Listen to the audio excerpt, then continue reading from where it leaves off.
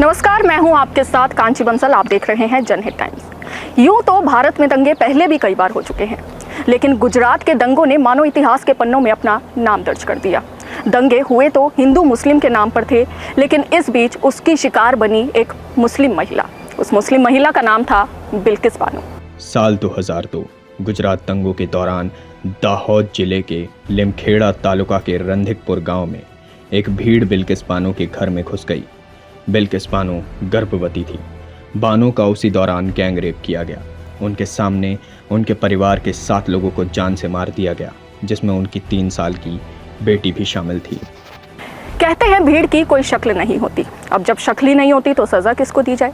बावजूद इसके मुंबई की विशेष सीबीआई कोर्ट ने बिल्किस बानो के दोषियों को आजीवन कारावास की सजा सुनाई। सजा सुनाने के बाद मुंबई हाई कोर्ट ने उनकी दोष सिद्धि को बरकरार रखा।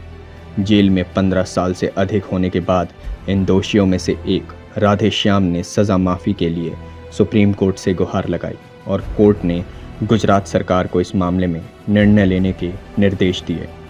उच्चतम न्यायालय के निर्देश के बाद गुजरात सरकार ने एक कमेटी गठित की, जिसने कि सभी 11 दोषियों की सजा माफ करने का फैसला लिया। सामूहिक बलात्कारियों और हत्या के आरोपियों की सजा क्यों माफ कर दी गई? क्या उनको उनके अपराध की पर्याप्त सजा मिल चुकी थी? गुजरात सरकार के इस फैसले पर फिर जो सुप्रीम कोर्ट की प्रतिक्रिया आई, उसने सबको हैरान कर रख दिया। बिल्किस बानो के साथ हुई दरिंदगी की कहानी दिल दहला देने वाली थी, लेकिन फिर दोषियों पर आए गुजरात सरकार के फैसले ने सबको हैरान कर दिया। इसी फैसले पर सुप्रीम कोर्ट ने गुस्सा जाहिर किया और गुस्से से केंद्र सरकार भी अछूती नहीं रही। सुप्रीम कोर्ट ने बिल्किस बानो के गैंगरेप और उसके परिवार के सदस्यों की हत्या के मामले में आजीवन कारावास की सजा भुगत रहे 11 दोषियों की रिहाई को चुनौती देने वाली एक याचिका पर केंद्र और गुजरात सरकार को नोटिस जारी किया। साथ ही कोर्ट ने पूछा कि दोषियों को छूट देने पर विचार करते वक्त क्या बुद्धि का इस्तेमाल किया गया था।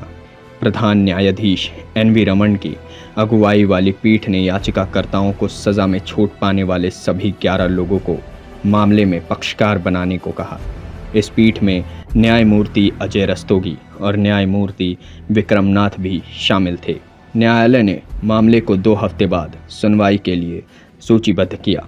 गुजरात के इस फैसले पर जहां एक और विपक्ष गुजरात की भाजपा सरकार पर निशाना साध रहा था, वहीं दूसरी ओर भाजपा के नेता भी गुजरात की भाजपा सरकार पर सवाल उठा रहे थे। 2002 के गुजरात दंगों की आग कुछ ऐसी फैली कि अभी तक बुझ ना पाई। इंतजार है तो बिल्किस बानो के इंसाफ का। कैमरा पर्सन गजनवी पाशा के साथ कांची बंसल,